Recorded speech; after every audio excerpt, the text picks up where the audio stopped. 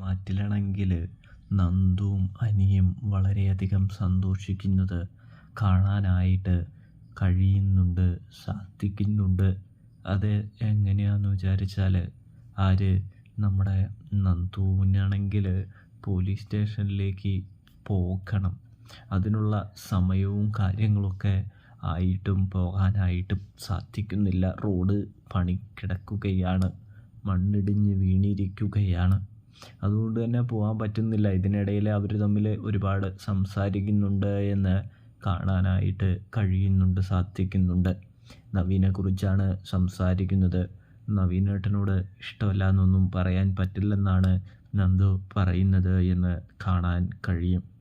ഇതേ സമയം അവരുടെ ഇടയിലേക്ക് സെക്യൂരിറ്റി കയറി വന്ന് റോഡ് ശരിയായിട്ടുണ്ട്, വണ്ടിയൊക്കെ വിട്ടു തുടങ്ങിയിട്ടുണ്ട് എന്ന് പറയുമ്പോൾ അവർ സന്തോഷിക്കുന്നൊരു കാഴ്ച കാണാൻ കഴിയും.